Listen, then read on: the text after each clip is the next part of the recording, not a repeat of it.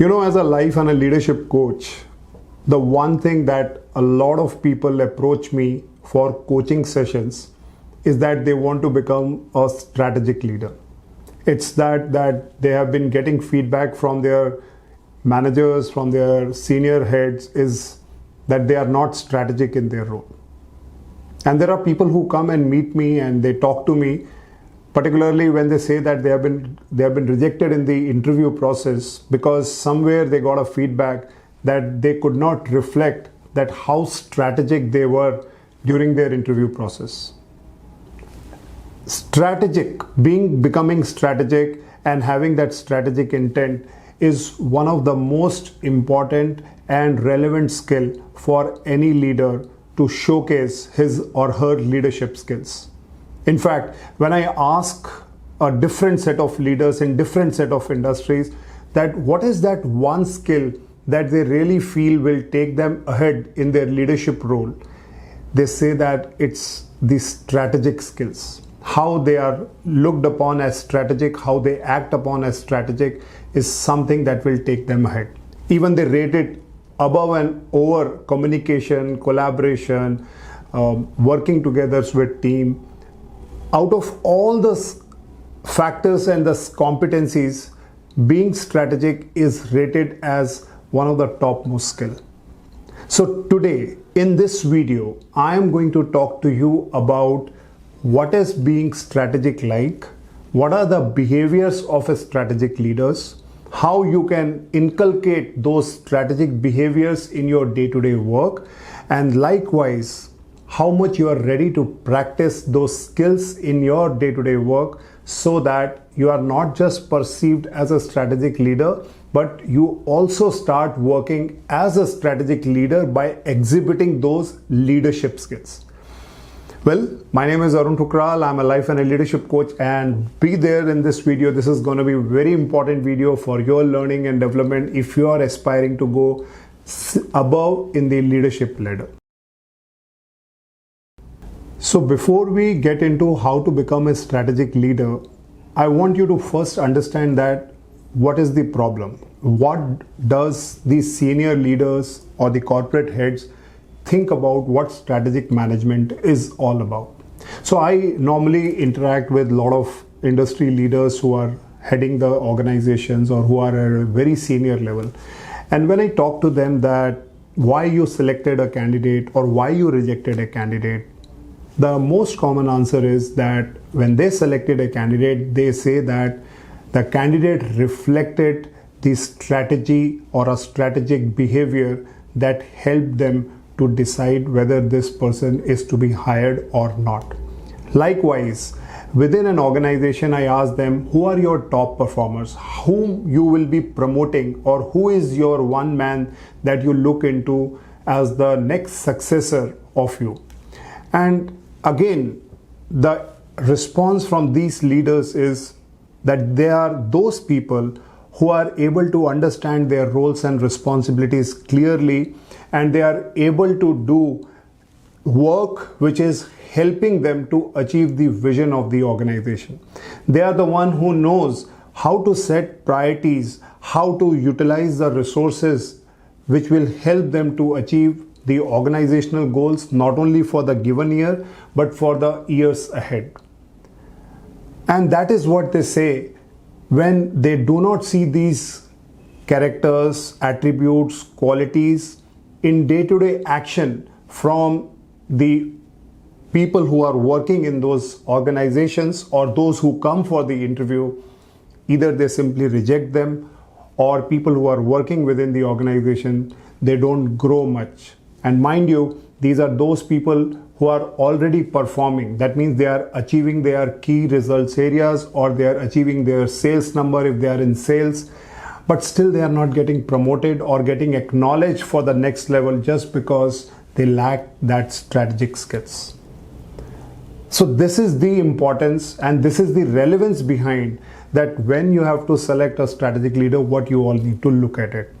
Now let's get into one more mindset. Now let's look at the mindset from a manager standpoint or a leader standpoint. How your day begins. If you look at the day begins, that you start your day by checking up your emails, you start addressing, responding the emails, and maybe another half an hour, 1 hour goes in that, followed by you are a part of certain meetings that you have already assigned for the whole day to reach out to your team to do follow-ups. After that, you become a part of certain meetings where probably you may not have a bigger role, but you have to be a part of that meeting because it's a routine that as a custom you have to be part of other function meeting as well. So almost your 11, 12 noon is gone only in attending and giving participation in the meeting. Then you might have to travel or you have to start follow up with your work that you have on your top priority. And as the afternoon sets in, you start getting calls from different stakeholders who need your intervention so that they can complete their report. And then by the time you travel and finish up your day, you reach back and your inbox is again full, which means that when you give most of your time into work, you start wondering that I am doing everything the way I'm supposed to in my job, I am meeting all the deadlines, all the urgent tasks, then how will I become a strategic leader? And on the other side, I'm giving more than 100% of my time in delivering my work. And that's what the trouble with a lot of leaders today in the organizations, in the overall work scenario, and that is why people are stuck. They do not know what to do. And even when I ask a couple of people that why do you think that you are not strategic, and what they say that the routine takes over. I feel the urge to complete things as important activities to be done in a day, and if I don't do it, I don't feel comfortable. Even someone said that if I don't do my routine work, somebody will build up a perception in my organization that he or she is not working. Even they know that doing the strategic work is so very important in their day-to-day routine, but still they miss out. That is why there is an old saying, knowing is one thing and doing is another thing. Well, so far, if you have really liked this content and discussion, do share your comment. What is your learning? What do you feel about your current work situation, and what would you like to say? Now let's understand what are the 4 essential steps that will help you to become a strategic leader. The number 1 step is understanding the strategy. The biggest difference between an ordinary leader versus a strategic leader is they understand and take time, go deep into understanding what is the strategy. And there are 3 things that are associated in understanding the strategy. Number 1, you have to understand what are the goals of the organization vis-a-vis what are your goals in helping to achieve the organizational goals. Action number 2 is what are the priorities that you need to set that will help you to achieve that goal, which means you have to prioritize actions 1, 2, 3, 4 that will help you to achieve that goal. And step number 3 is you have to find out what are the resources around you as a leader that will help you to achieve those actions, which in turn will help you to achieve those goals. Now, if you want to know what are the resources, the biggest resource is leaders' own time. That means where you are spending your time and energy with.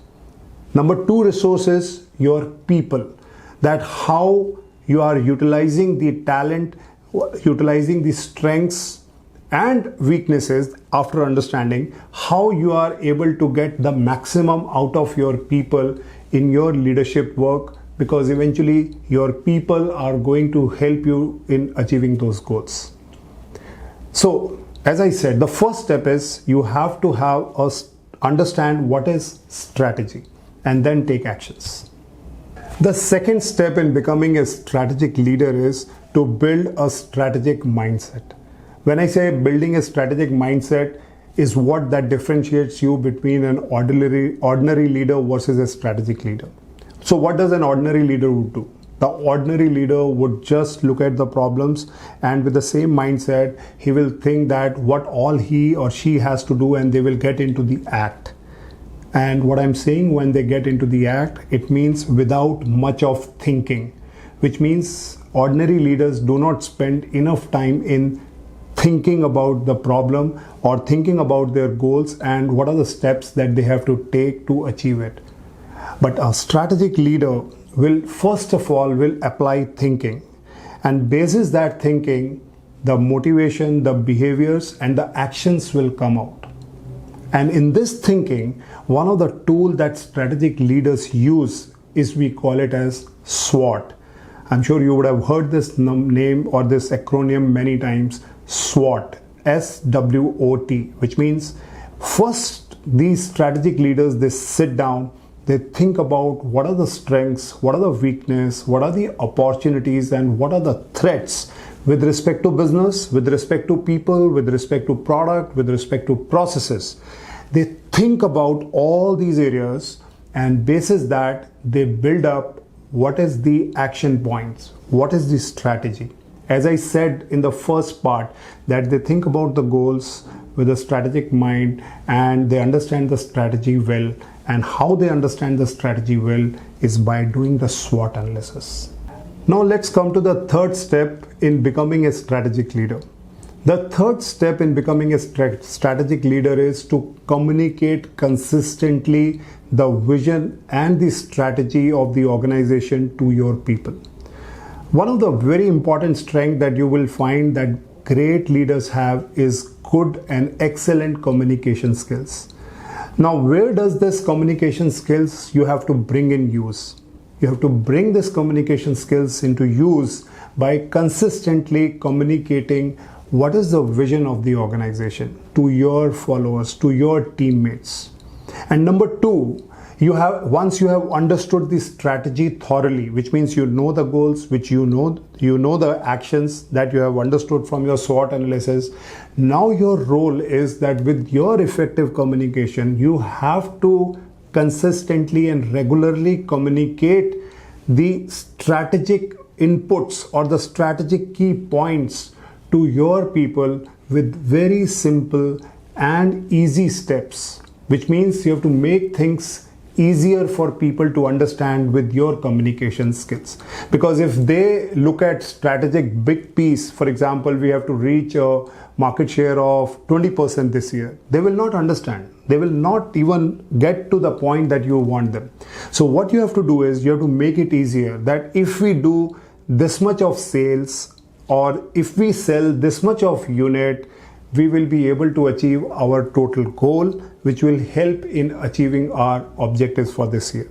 So that's how you have to simplify. So whatever role you are in, finance, you are in production, you are in designing, everywhere you have to communicate your strategy by making it simple and easy for people below to understand. And they will then help you to achieve the ultimate goal. Now we enter into the fourth step of how to become a strategic leader, and that will come by operationalizing your strategy with clear accountability. What does it mean? It simply means that just by communicating your vision is not just enough. Strategic leaders clearly set up the framework of accountability and create processes and systems to measure the productivity. And how do they do it? They create formats, they create systems, and they set accountabilities along with milestone, not only for their teams, but cross-functional teams and other business partners. Thus, it helps everyone that how they are getting measured and what all they need to achieve the ultimate goal of the organization. Now, how effective a leader does this makes them a strategic leader. Likewise, if you are just running the process, because you cannot differentiate between a strategic leader or an ordinary leader, because both of them are doing the same thing. The only difference that you will see is that the leader who is achieving not only the desired results, but with a clear thinking process, there's a clear plan behind it, would be called as a strategic leader, and the other one would be called as operational leader. Well friends, I'm sure this video would have given you a lot of content, a lot of idea about what strategic leader it means and what are the things, what is the framework that you need to do in your day-to-day work which will help you to achieve the goal of becoming a strategic leader. But if you continue to get lost in day-to-day operations just because you think that if you spend too much of time in thinking and doing other work, then probably you may be an efficient worker or an efficient leader, but you are not an effective strategic leader. I want you to think about this last line that I said and share your comments below and let me know what is your thinking in doing this. In the next episode, I'm going to talk about what are the actionables of a strategic leader. So be tuned here.